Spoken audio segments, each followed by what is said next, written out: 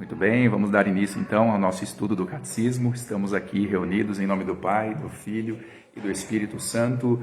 Amém. Vinde, ó Deus, em meu auxílio, socorrei-me sem demora. Ave Maria, cheia de graça, o Senhor é convosco. Bendita sois vós entre as mulheres e bendito é o fruto do vosso ventre, Jesus. Santa Maria, Mãe de Deus, rogai por nós, pecadores, agora e na hora de nossa morte. Amém. Auxílio dos cristãos, rogai por nós. Ave Maria, cheia de graça, o Senhor é convosco. Bendita sois vós entre as mulheres, e bendito é o fruto do vosso ventre, Jesus.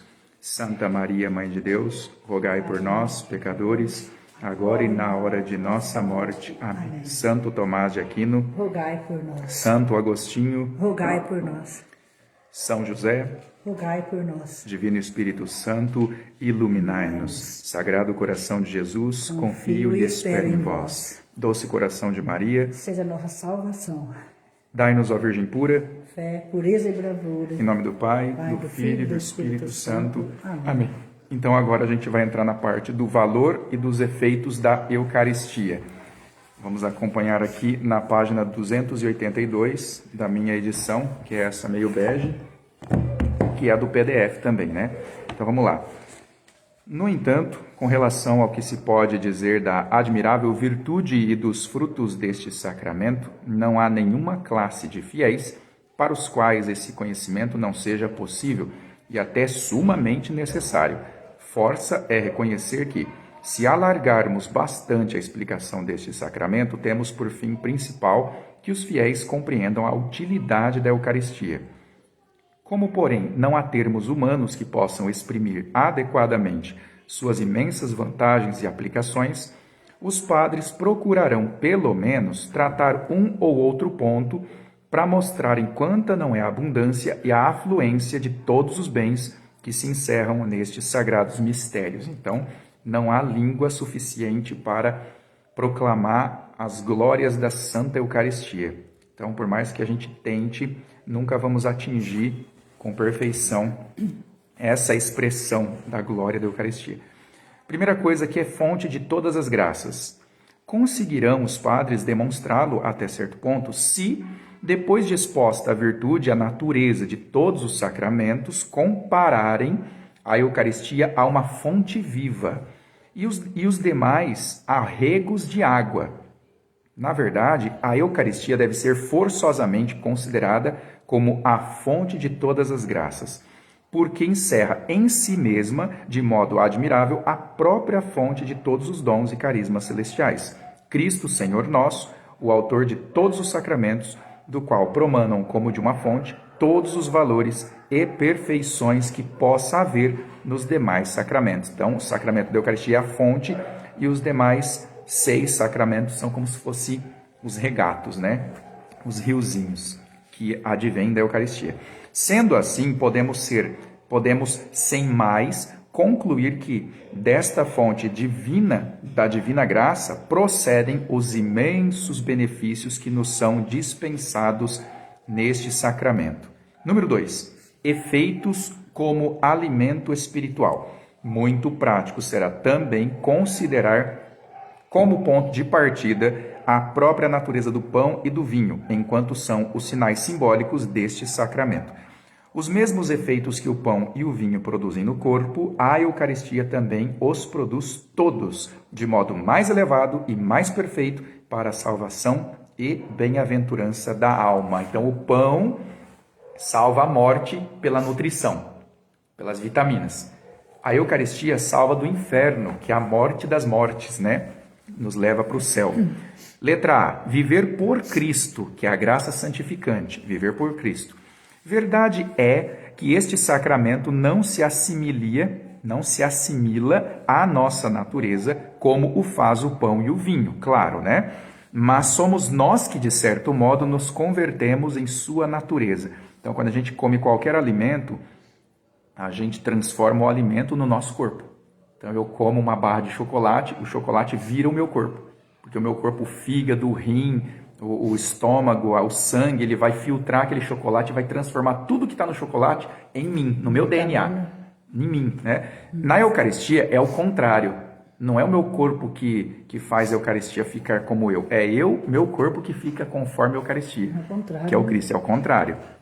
Cabem aqui aquelas palavras de Santo Agostinho. Alimento sou das grandes almas. Fazes por crescer e ter-me-ás por alimento. Não me converterás em ti, como fazes com o alimento do teu corpo, mas em mim te converterás a ti mesmo. Olha a seriedade da Eucaristia, ela nos diviniza, por assim dizer. Ela nos deifica quase, né? Ou literalmente. Ora, se por Jesus Cristo vieram a graça e a verdade, é importante que uma e outra se derramem na alma de quem, com retidão e piedade, recebe aquele que disse de si mesmo, abre aspas, quem come a minha carne e bebe o meu sangue, permanece em mim e eu nele. Então é uma permanência mútua. Cristo na gente, a gente em Cristo. Quem comunga. Então, quem não comunga não está em comunhão, literalmente.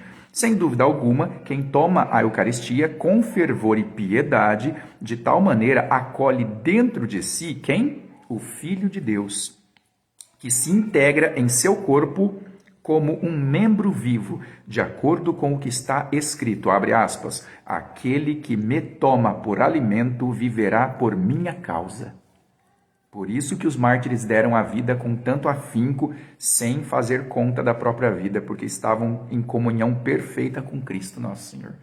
Não fazia caso da própria vida, eles a davam com liberalidade, né? Da mesma forma, abre aspas, o pão que eu darei é a minha carne para a vida do mundo. Num comentário desta passagem, São Cirilo ponderava, abre aspas, o verbo de Deus em se unindo à própria carne, deu-lhe a virtude de vivificar.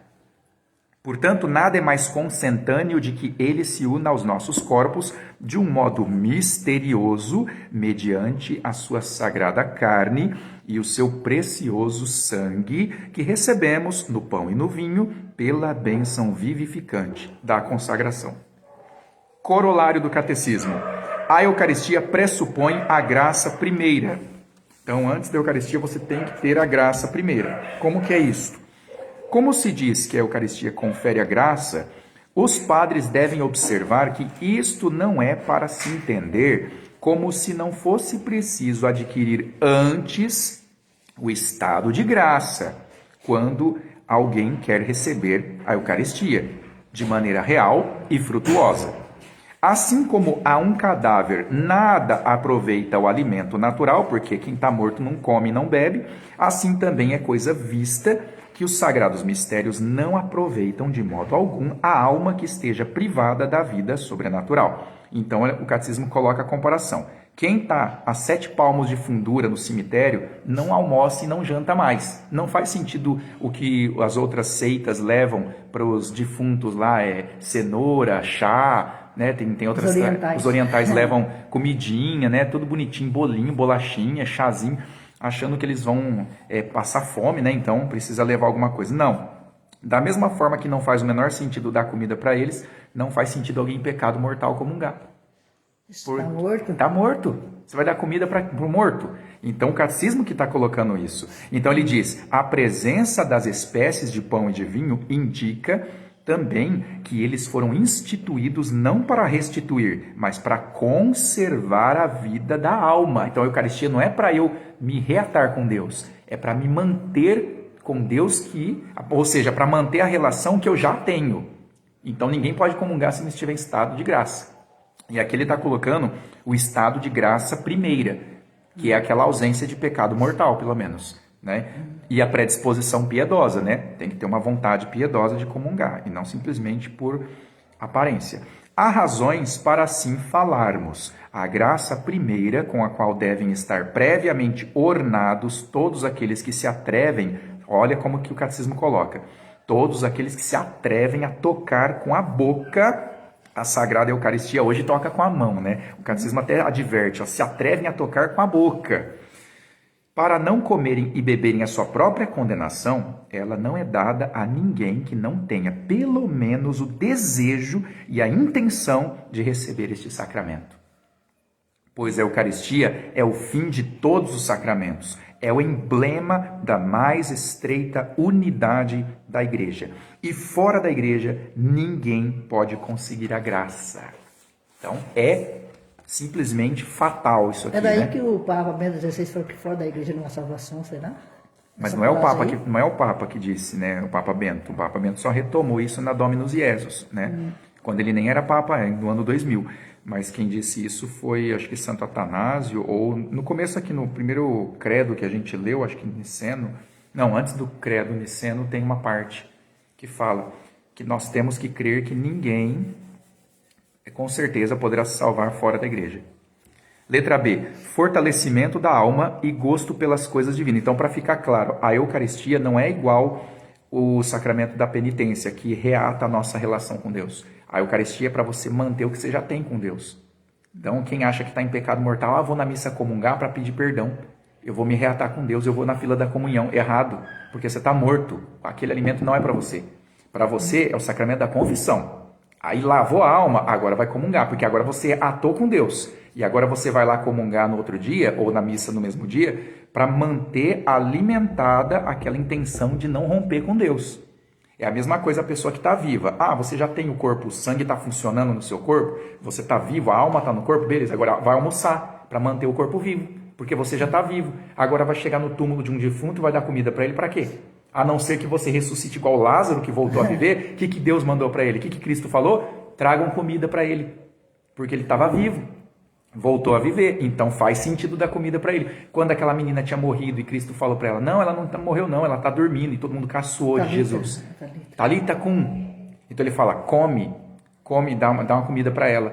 Então mandou comer, porque a comida é símbolo da vida.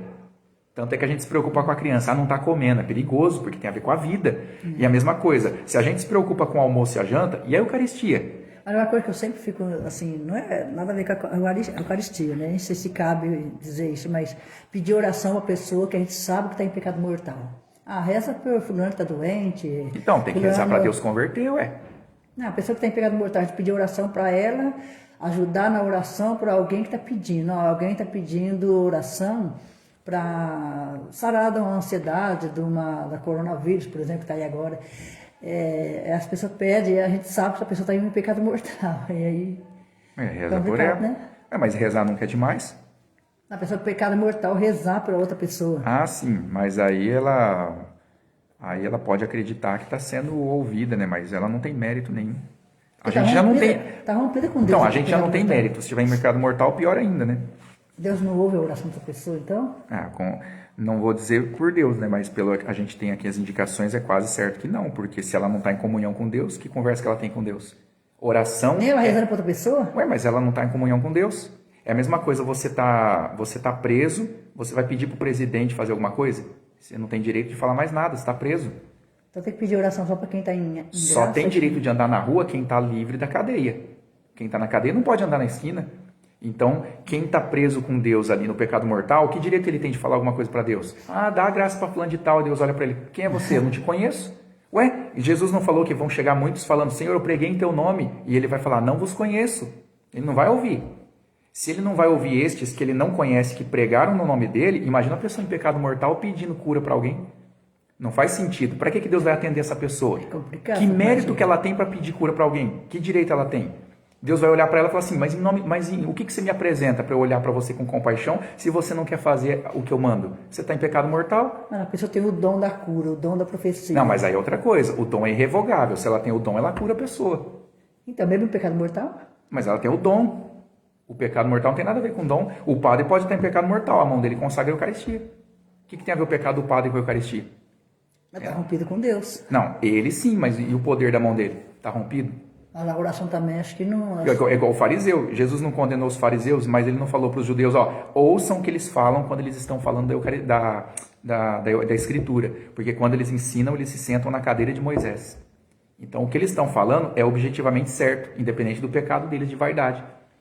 Agora, a pessoa que está em pecado mortal, se ela tem o dom da profecia, ela vai profetizar.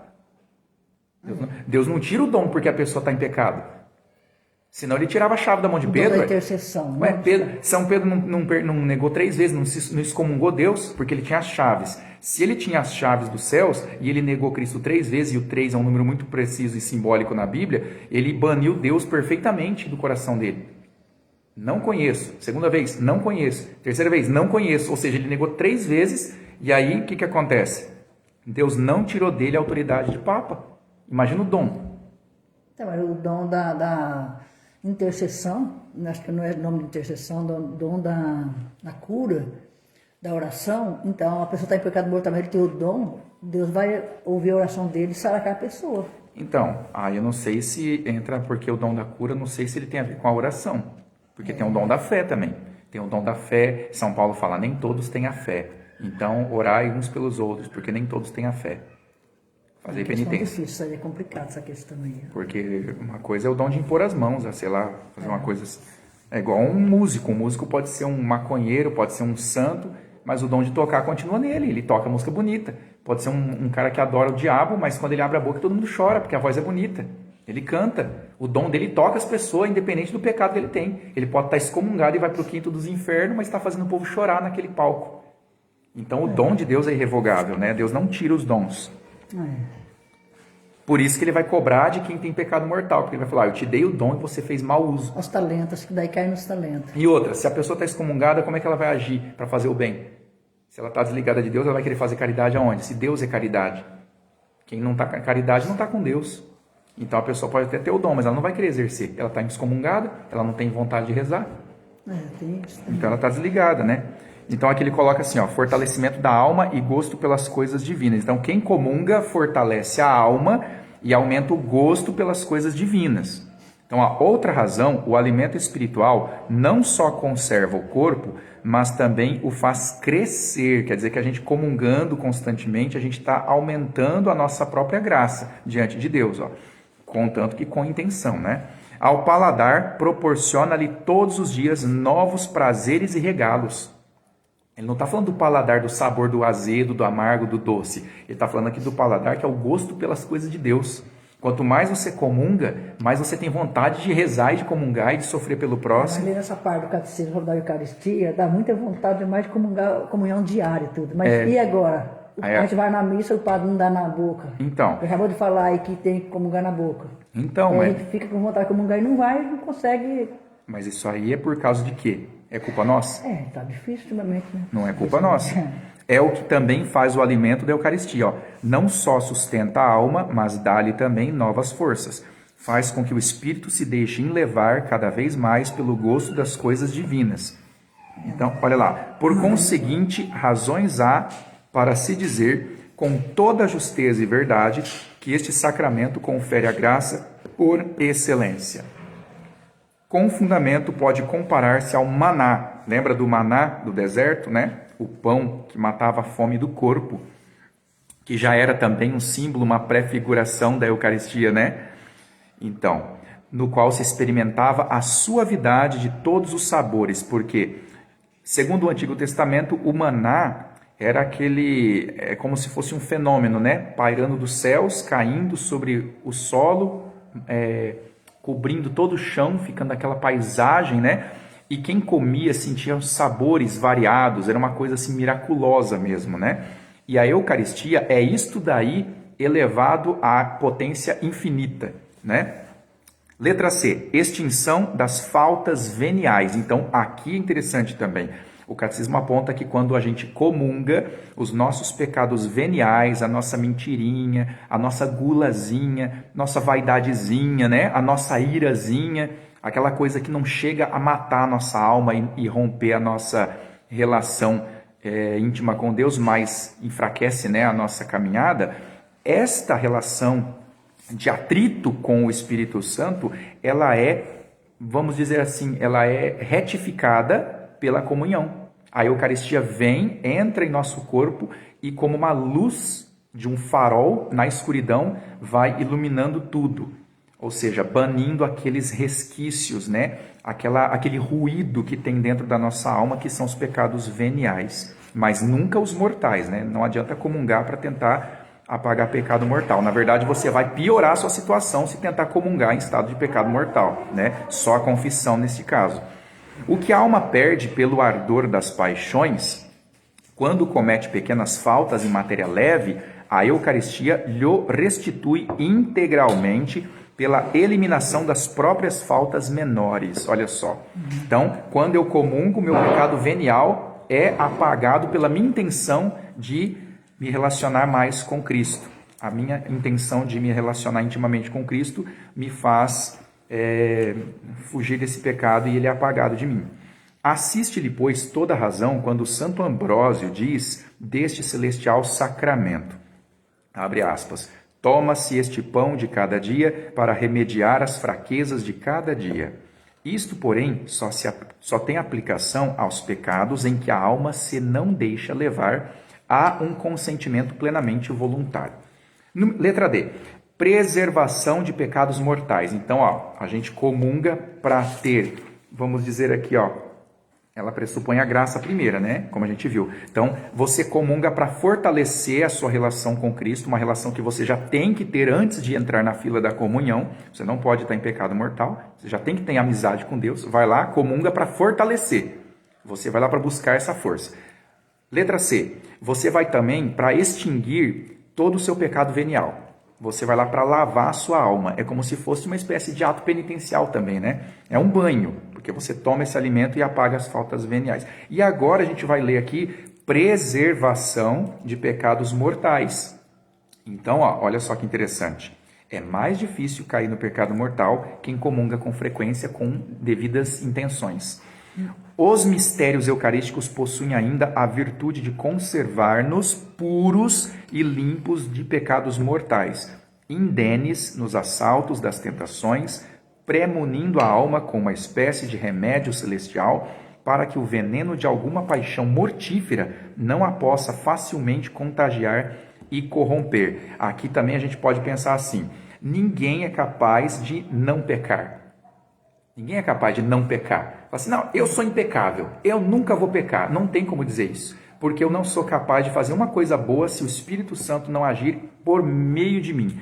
Então a gente viu isso na Mystic Corporis, na Mortalium Animus, né, nas encíclicas dos papas, eles reforçam isto, sempre falaram disto, né, os santos também, e é interessante a gente notar que, para nós não cairmos objetivamente no pecado, o catecismo, a doutrina da igreja reforça, comungue em estado de graça, comungue com a intenção de se alimentar de nosso Senhor Jesus Cristo, para que você, alimentado, firme a sua fé, e firmando a sua fé, você odeie o pecado com todo o seu ódio, e ame a Cristo, a sua igreja, a doutrina, o próximo, né, com todo o seu coração também. Então, é todo amor e todo ódio ao mesmo tempo, né, nas devidas proporções, e cada um voltado para uma finalidade.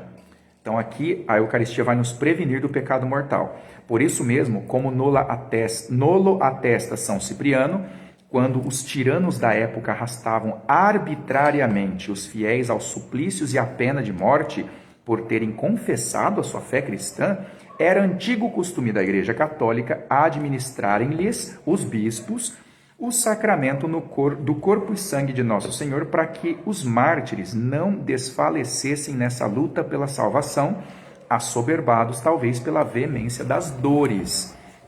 Então, como a gente sabe que é impossível para nós não pecar, a não ser que o próprio Deus intervenha, qual que é a nossa tática de prudência? Buscar a Eucaristia como literalmente um alimento.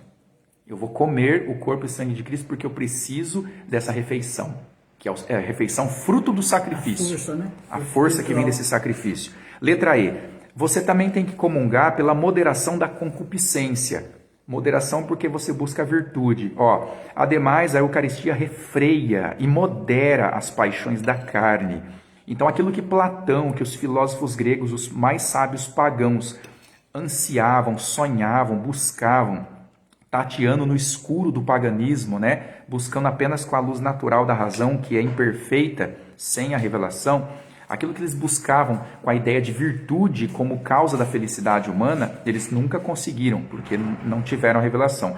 Nós temos por meio da revelação, por meio da Eucaristia. Olha que interessante, né? A gente consegue atingir a virtude que Sócrates, Platão, Aristóteles tanto falavam, né?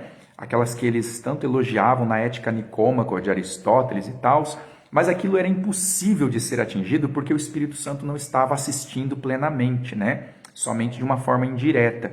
Agora, dentro da Igreja de Cristo, a Igreja Católica, nós temos a porta dos sacramentos, a gente tem tudo de mão beijada, é só seguir com amor que a gente consegue chegar no céu.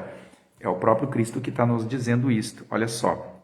Afinal, aqui está na letra F, né? Penhor da vida eterna, né? Mas antes falta uma coisa aqui, da moderação da concupiscências, ó. Além da Eucaristia refrear e moderar as paixões da carne, está falando assim que, pois, na medida que vai abrasando os corações com o fogo da caridade, abafa necessariamente os ardores da má concupiscência. Então, a questão não é que a gente não possa ter paixão, mas sim canalizar a paixão que vem da nossa natureza humana para Cristo. Não é que a gente não possa irar-se, é que a gente tem que se irar contra o pecado. Não é que a gente não possa ser violentos. A gente tem que ser violentos conosco mesmos. Nós temos que fazer violência com a nossa própria vaidade. Isso que Deus quer. Deus não quer que a gente seja pacifista, ecologista, mimimi, blá, blá, blá, de ficar aí com frescurinhas ideológicas que não tem caridade. É só, vamos dizer assim, é um ego inflado, né? A ideologia infla o ego da pessoa, de modo que ela, por participar de determinado grupo ideológico, ela tem uma sensação de bem-estar, porque aquilo causa socialmente uma espécie de espírito de santidade e pureza. Por isso que a esquerda é tão forte, né? E é tão coletiva. Porque você, sendo de esquerda politicamente, você tem uma sensação de afago no seu ego.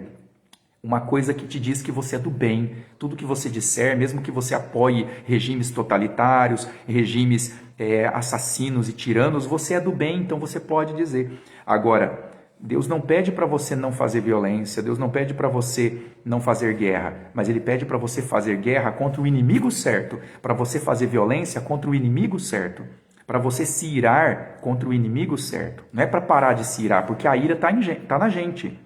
Cristo se irou no templo, quando viu os vendilhões vendendo pássaros e tudo que é mercadoria na casa de oração, né? E ele ficou irado, e tão irado que ele até armou um chicote e desceu a lenha, virou as mesas, fez ali o que nós chamaríamos de escândalo olhando de longe, né? Mas para quem entende a coerência do que aconteceu, sabe que tudo aquilo é ordenado, porque a ira de Cristo é proporcional à afronta ao sagrado. Então Deus é proporcionado em tudo que Ele faz. Nós temos que odiar o pecado na medida em que amamos a santidade. Se nós odiamos pouco o nosso pecado, é porque amamos muito pouco a virtude e a santidade.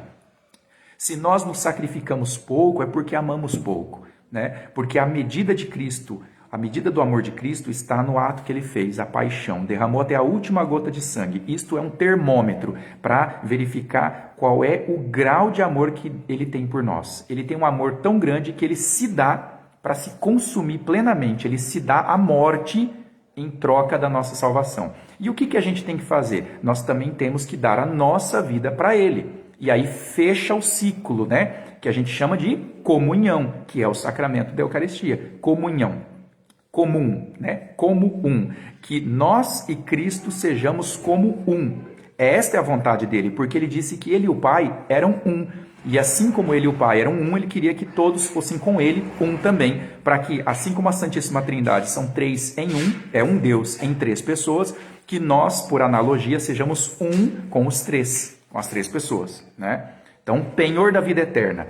Afinal, para exprimir numa só fórmula todos os frutos e graças deste sacramento da Eucaristia, cumpre-nos dizer que a Sagrada Eucaristia é sumamente eficaz para nos conseguir a vida eterna, porque está escrito, abre aspas, quem come a minha carne e bebe o meu sangue tem a vida eterna, e eu o ressuscitarei no último dia. É muito séria essa promessa, né? Cristo prometeu, quem comungar, e é claro que a gente volta a dizer aqui, tem que comungar no estado desejado pela igreja, né? Prescrito pela igreja. Quem comungar nas condições apropriadas de santidade vai para o céu, né? Porque Deus vai ressuscitar-nos para o céu. Pela graça deste sacramento, os fiéis gozam já em vida, agora, né? Neste mundo, da maior paz e tranquilidade de consciência. Chegado que for o momento de deixarem o mundo, subirão para a eterna glória e bem-aventurança, fortalecidos pela sua virtude, à semelhança de Elias, que com o vigor de um pão cozido, debaixo da cinza, caminhou até Horebe, a montanha de Deus. Então, se a gente estiver comungando constantemente em estado de graça, com a reta intenção de agradar a Deus, de com Ele fazer comunhão, independente de como vai ser o nosso último dia aqui, se é morto por acidente, assassinato, se é martírio, a gente vai aceitar a morte pacificamente, tranquilamente, consciência tranquila. O carro bateu em você, você está cuspindo, sei lá, está cuspindo sangue, está morrendo, você não se assusta. Você está ali, as pessoas ao seu redor que não estão com vida de oração vão olhar para aquilo, vão infartar, vão desmaiar, a pressão vai baixar, vai subir, vai ficar aterrorizado com aquela cena. Mas você, se estiver em comunhão com Deus, para você aquilo ali não é nada. É apenas um momento de alegria. Falar, finalmente chegou meu dia, eu não quero saber dos detalhes. Eu não quero saber como eu vou morrer, desde que Deus venha me buscar para estar com Ele. Não tem conversa, né? Com os santos não tem conversa. Ah, mas eu não queria morrer assassinado. Não tem conversa. Quem pensa assim são os pagãos. Ah, eu tenho que fazer um túmulo de ouro, porque quando eu morrer vai que eu passo fome, então quero que coloquem frutas ao redor do caixão, como os faraós, né? Tinha lá nos túmulos das pirâmides do Egito, encontraram pertences de ouro, muita coisa, porque eles acreditavam que ainda tinha que usar essas coisas, né? Então, aqui está falando assim, o corolário, né? Sugestões para o padre. Então vamos conhecer o que o catecismo, o que a igreja fala para o padre. Vamos ver se eles estão seguindo. Podem os padres desenvolver amplamente todas estas doutrinas ou tomando a explicação do 6º capítulo de São João, em que se mostram vários efeitos deste sacramento, ou percorrendo os feitos admiráveis de Cristo, nosso Senhor, para evidenciar quanta razão temos de julgar muito felizes todos aqueles que o receberam em casa durante a sua vida mortal, ou recuperaram a saúde ao tocarem as suas vestes ou a fímbria de sua túnica, mas que muito mais felizes e venturosos somos nós,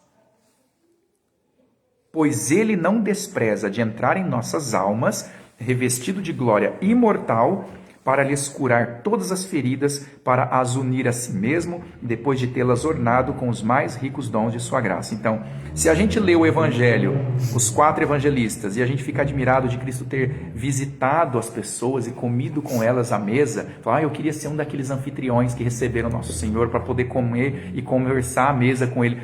Ele entra no seu estômago. Quem do Antigo Testamento, ou do Novo Testamento, lá no comecinho, quando o Nosso Senhor caminhava com a gente, quem é que teve esse benefício?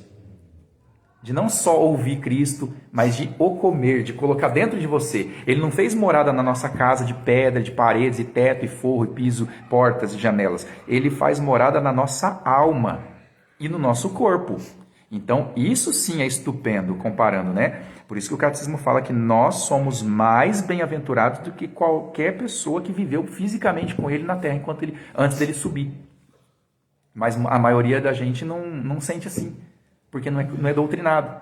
Os padres não ensinam para a gente ter esse amor, né? Infelizmente. E por isso os santos estão minguados, né? A gente não vê tantos santos por aí. Então ele diz assim, o sujeito da Eucaristia. Agora, porém, é preciso ensinar que pessoas estão em condições de receber os incalculáveis frutos da Sagrada Eucaristia, ainda há pouco mencionados. Cumpre dizer também que são várias as maneiras de comungar para que o povo cristão aprenda a desejar melhores dons espirituais. Então, não tem apenas um jeito de comungar, tem vários, né? 3 modos de comungar. Primeiro, a comunhão indigna. Como que é o primeiro modo? A comunhão indigna.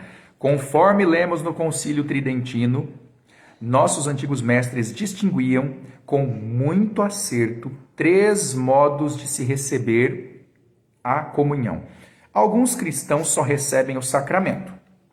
São os pecadores, que não hesitam em tomar os santos mistérios com a boca e o coração manchados de impureza. São eles que, no dizer do apóstolo, abre aspas, comem e bebem indignamente o corpo de nosso Senhor. Esses só comungam. Deles escreve Santo Agostinho: quem não permanece em Cristo, e no qual Cristo, por sua vez, não permanece, esse não come espiritualmente a sua carne, embora tenha entre os dentes, de maneira carnal e sensível, o sacramento de seu corpo e sangue. Então, quem comungar em pecado mortal, está comungando de fato o sacramento da Eucaristia. É o sangue, o corpo, a alma e a divindade. Mas a alma de Cristo não entra na alma dele. Ele só come a carne de Cristo no sacramento, mas ela não faz. É como se eu tivesse com uma doença no estômago e o meu estômago não processasse o alimento. Aí eu pego aquele bolo de cenoura no café da tarde, eu como tudo, ele passa pelo meu corpo, mas não fica uma vitamina no meu sangue. E aí daqui a pouco eu estou com fome de novo e sinto que eu não comi nada. E eu encho a barriga de novo e não vale nada. E de repente eu falo, mas peraí, eu estou ficando desnutrido, mas eu estou comendo. É quem está em pecado mortal indo para a fila da comunhão. Casal de segunda união e pessoas de movimentos ideológicos que são frontalmente contrários às doutrinas da igreja e assim por diante, né? Que estão lá com consciência disso, né? Querem continuar assim. Então ele diz, que por conseguinte, quem nesse estado de alma recebe os santos mistérios, além de não auferir fruto algum, ou seja, além de não conseguir o fruto da Eucaristia, come e bebe a sua própria condenação, como nos atesta São Paulo. Isso é pesado, hein? É pesado demais. E que padre que está preocupado em negar a Eucaristia para pessoas que ele sabe que está em pecado mortal? Não nega, ele dá a comunhão. É porque a gente está num permissivismo, num inclusivismo, todo mundo é do bem, todo mundo vai para o céu, o inferno é uma invenção, é uma metáfora, o inferno não existe, então todo mundo pode comungar, né? Aí o padre deve pensar, quem sou eu para julgar quem vai comungar ou não vai, né? E assim vai, por incrível que pareça. Letra B, a espiritual. Então tem a pessoa que comunga em estado indigno, agora tem a segunda forma de comungar, que é a forma espiritual de comungar. Como é que é? Muitos recebem a Eucaristia só espiritualmente, como se costuma dizer. São aqueles que se nutrem deste pão celestial pelo desejo e a intenção de recebê-lo, animados de uma fé viva, abre aspas, que se torna operosa pela caridade. Por essa prática, alcançam, se não todos os frutos, pelo menos grande abundância deles. É o nosso caso de não poder comungar na boca, a gente não vai, mas comunga pela intenção. Então a gente pode receber o fruto da Eucaristia. Mesmo não comungando, a gente recebe o fruto da graça. Porque Deus sabe que a gente quer comungar. Então a gente está lá. Porque aí se nós fizermos desse jeitinho certinho, como os santos fazem, aqueles que estão indo lá comungar, não estão comungando. E a gente que não está comungando, está comungando. Não que isso seja o ideal, é lógico, o catecismo provavelmente vai falar, porque a gente tem que comer fisicamente, porque Cristo não vive de simbolismo, óbvio. Mas aqui é muito importante ter isso em mente para não cair no erro de achar que você é obrigado a comungar toda a missa. Você não é obrigado, porque tem casos em que falta a hóstia, o padre não é obrigado a ter que fazer a hóstia multiplicar ali. Só ele comunga. Não tem necessidade de toda a missa ali. É uma coisa boa? É, mas não é uma lei da igreja. Tanto é que o mandamento é comungar ao menos pela Páscoa da ressurreição. Ao menos. É o mandamento da igreja. Se você só comungar pela Páscoa, você está cumprindo o que a igreja manda. Mas a igreja não pede para você ser só isso, é lógico. Né? Tem um bom senso. Acabou a Eucaristia aqui na missa, e o padre mandou buscar lá na capela. Demorou uns 10 minutinhos só na fila. Não precisava, né? Então, porque tem que comungar, né? Ou seja, não interessa se está em estado de graça. O negócio é comungar, para poder satisfazer o psicológico dos fiéis, né? E aí vai. Então, tem a comunhão indigna daqueles que comungam sem as predisposições, que estão apenas mastigando a carne de Nosso Senhor, mas não estão colocando a alma de Cristo dentro de si. Tem a espiritual, que é pela intenção. E agora tem a letra C, que é a comunhão digna e sacramental. Outros há, enfim, que tomam a Eucaristia sacramental e espiritualmente. Então, eles põem na boca de verdade e espiritualmente. São aqueles que se examinam antes a si mesmos, fazem exame de consciência, como requer o apóstolo, e se adornam com a veste nupcial. O que é a veste da noiva? Aquela que está esperando o noivo. Então, a nossa alma tem que estar toda Santa Missa igual uma noiva. Porque na fila da comunhão é o casamento da alma com a alma de Cristo. É o casamento. Então você está indo ali como a sua alma tem que estar como uma noiva na expectativa do noivo.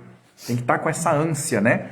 para então chegarem à mesa divina. Assim, a oferem da Eucaristia aqueles ubérrimos frutos de que já fizemos menção. Então, aqui que tem os maiores frutos, né? Em vista de tais razões, compreendemos claramente como se privam dos maiores bens sobrenaturais as pessoas que podem preparar-se para a recepção sacramental do corpo de Nosso Senhor, mas só se contentam de fazer a comunhão espiritual. Então, tem pessoas que fazem exame de consciência, mas preferem não comungar. Esses estão perdendo. Eles podem comungar, está em estado de graça e não quer ir na fila. Faço. Não é pecado. Eles só não estão recebendo os frutos totais. Porque ele está falando assim, ó. Não faço humildade aí? Não, olha, ele está falando aqui, ó. Em vista de tais razões, relendo, compreendemos claramente como se privam dos maiores bens sobrenaturais as pessoas que podem preparar-se para a recepção sacramental do corpo de Nosso Senhor, mas só se contentam de fazer a comunhão espiritual. Eles podem fazer, mas eles se contentam em fazer a comunhão espiritual do banco. Né? Eles ficam assim meio que... É quase um estado de mornidão. Quase um morno. Ele está num estado de perigo, porque ele está quase caindo num erro. Ele tem que sair daquele estado, ele tem que falar isso para o padre, explicar para o padre orientar, para ele sair daquele estado. Senão ele pode cair naquele erro dos santos que se achavam... Santos não. Teve, acho que São Pedro Julião, ele se achava tão indigno de comungar que ele não comungava, ele só adorava a Eucaristia de longe. Aí depois ele foi repreendido, não sei se uma visão ou por um superior. Ele falou assim, não, você tem que comungar, não pode ficar assim não. Senão você cai no erro, você vira uma pessoa espiritualista. Do mesmo jeito que o materialista é errado, o espiritualista também é errado. O materialista só acredita que só as coisas que eu posso ver que existem. O espiritualista acredita que tudo que é espiritual é superior ao material. Então, a Eucaristia material é inferior à comunhão espiritual. Então, tem esse erro aí também. Então, ele diz assim, ó. Preparação para a comunhão sacramental. Letra A, necessidade do exemplo de Cristo. A seguir, devemos expor quais disposições deve haver na alma dos fiéis, antes que eles recebam sacramentalmente a Eucaristia. Em primeiro lugar, para que se reconheça que tal preparação é sumamente necessária, cumpre aduzir o exemplo de nosso Salvador. Então, Cristo é sempre o exemplo. Antes de dar aos apóstolos o sacramento do seu precioso corpo e sangue, o que Cristo fez? Abre aspas, lavou-lhe os pés, apesar de que os apóstolos já estavam puros. São Pedro retrucou, mas mestre, eu não pode fazer isso comigo? Aí, se eu não lavar os teus pés, não terás parte comigo. Aí ele fala assim, mestre, então me dá um banho inteiro. Não lava só os pés, lava a minha cabeça também, atrás das orelhas, lava as axilas, lava tudo. Aí Cristo fala, não, quem já lavou o corpo não precisa lavar a não ser os pés. Já está limpo. Quem já está limpo, né? Então, olha só, importante, né? Queria assim indicar como devemos ter todo o cuidado de que nada falte à máxima pureza e retidão de nossa alma quando vamos receber os mistérios eucarísticos. Olha só. Então, continuando. Motivos psicológicos. Aqui o catecismo também fala dos motivos psicológicos. Ó. Depois, devem os fiéis compreender o seguinte. Quem toma a Eucaristia com boas e santas disposições, é provido com os mais abundantes dons da graça divina, como a gente já viu. Em razão inversa, quem comunga sem estar preparado, não só nenhum proveito tira, mas até incorre em muitos danos e prejuízos. Ixi! Como é notório, existe nas coisas mais úteis e salutares a propriedade de sortirem os melhores efeitos quando aplicadas a propósito. 2 pontos. E de causarem ruína e destruição quando aplicadas fora do momento oportuno. Então a gente tem que notar aqui que tudo é uma questão de circunstância e de predisposição, né? Comungar é bom? É. Comungar é necessário? É. Mas está em estado de pecado mortal? Não, você está proibido de comungar, tá vendo? A situação mudou, então aquilo que era permitido e necessário vira proibido, né? Então é a mesma coisa de contexto, né? Aqui ele diz, não é, portanto, de estranhar que estes imensos e preciosos dons de Deus nos ajudem poderosamente a conseguir a glória celestial quando os recebemos com boas disposições e que, ao invés, produzam em nós a morte eterna, se deles nos fazemos indignos, por falta de boa preparação. Então você tem que comungar, mas ai de você se você comungar sem estar preparado. O negócio é assim. Comparação da Bíblia. Disso temos uma prova cabal no exemplo da Arca do Senhor, que os israelitas prezavam acima de todas as coisas. Por ela, o Senhor lhes havia dispensado um sem número dos maiores benefícios, não é? Aos filisteus, porém, que a tinham roubado, a Arca da Aliança acarretou-lhes uma peste maligna e um flagelo que os cobria de eterna vergonha. A mesma Arca da Graça, da Bonança, a graça da Beatitude, também trouxe a desgraça para aqueles que fizeram um mau uso dela, que a roubaram. B. Preparação da alma, fé inabalável. A primeira coisa que os fiéis devem fazer como preparação para comungar é distinguir entre mesa e mesa, entre esta mesa sagrada e as outras mesas profanas, entre este pão do céu e o pão comum que a gente compra na padaria. Tipo isso, está falando aqui, né? De fato, faremos tal distinção se crermos que ali está presente o verdadeiro corpo e sangue de nosso Senhor, que os anjos adoram no céu, a cujo aceno estremecem e vacilam as colunas do firmamento, e de cuja glória estão cheios o céu e a terra. Este é o sentido da Eucaristia quando vamos à fila da comunhão. É este o entendimento que nós temos que ter. Realmente nisso consiste o, abre aspas, distinguir o corpo do Senhor, como recomendava o apóstolo. Sem embargo, devemos antes reverenciar silenciosamente a grandeza desse mistério, silenciosos, né? A grandeza desse mistério, em vez de querermos devassar a sua realidade com investigações impertinentes. Aí outra predisposição para comungar é ter uma sincera caridade fraterna. O segundo ponto de preparação, absolutamente indispensável, consiste em examinar-se cada fiel a si mesmo, se vive em paz com os outros, se ama realmente ao próximo de todo o coração. Se não faz isso, não vai comungar. Olha lá, portanto, se apresentas tua oferta diante do altar... o catecismo vai citar aquela passagem famosa da Bíblia. Abre aspas, portanto, se apresentas tua oferta diante do altar e aí te lembras que teu irmão tem motivo de queixa contra ti, deixa tua oferta diante do altar, vai primeiro reconciliar-te com teu irmão e vem depois fazer a tua oferta. Então, olha aí, fecha aspas. Prévia confissão dos pecados mortais. Aqui, ó, tem todo o procedimento antes de comungar, certinho.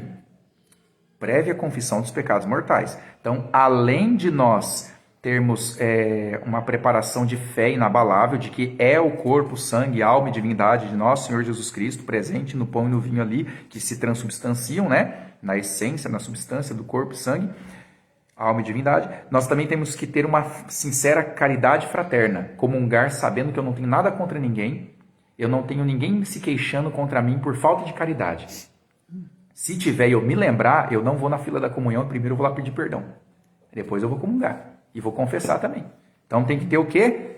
Os sacramentos em dia, confissão em dia. Por isso que antigamente a igreja tinha um confessionário antes da missa, o Padre Pio sempre confessando antes, porque era a prática da igreja. Falou, ó, vai ter a missa, vai ter a comunhão, então, ó, quem lembrou de algum pecado aí, tô aqui, ó, meia hora antes da missa eu tô aqui.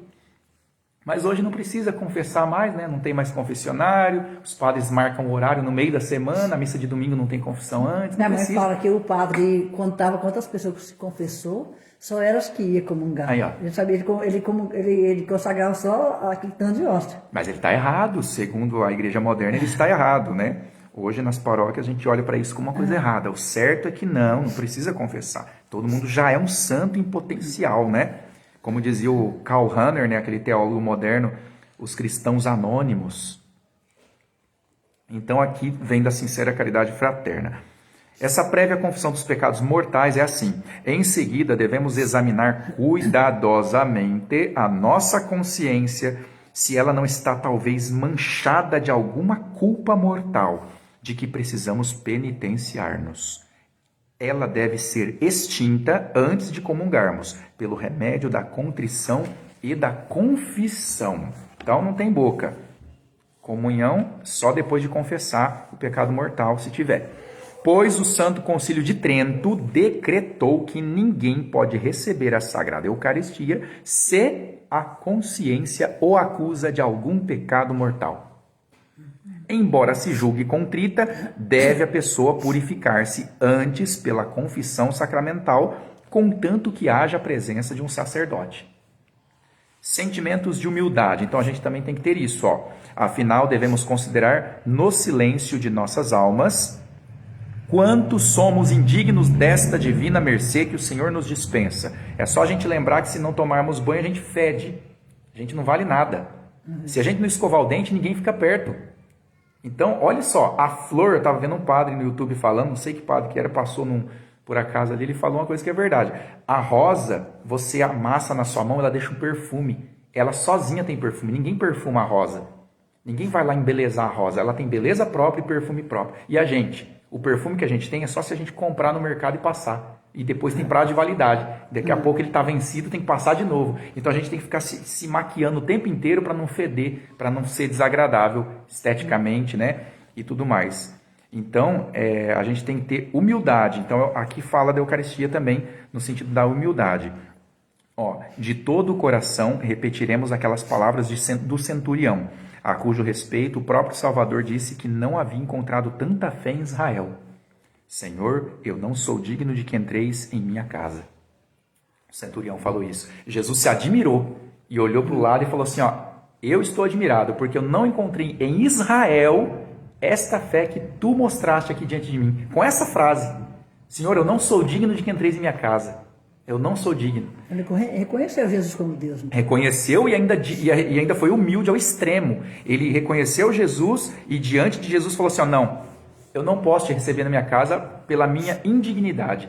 Não é que eu não quero, não, é que eu sou indigno. A minha indignidade, ou seja, a humildade do centurião o repreendia em forma de consciência. O centurião era o quê? Era o quê nessa época? Era se não me engano, é tipo um guarda, né? Tipo um soldado, né? Soldado do rei, né? Soldado romano? Isso. Então ele diz assim, vejamos outrossim se podemos fazer nossa aquela declaração de São Pedro. Senhor, vós sabeis que eu vos amo. Então ele está falando assim, vejamos se podemos dizer com São Pedro isso, na hora de comungar. Senhor, vós sabeis que eu vos amo. A gente pode dizer isso com a consciência tranquila, na hora que vai comungar. Senhor, estou indo comungar, o Senhor sabe que eu te amo.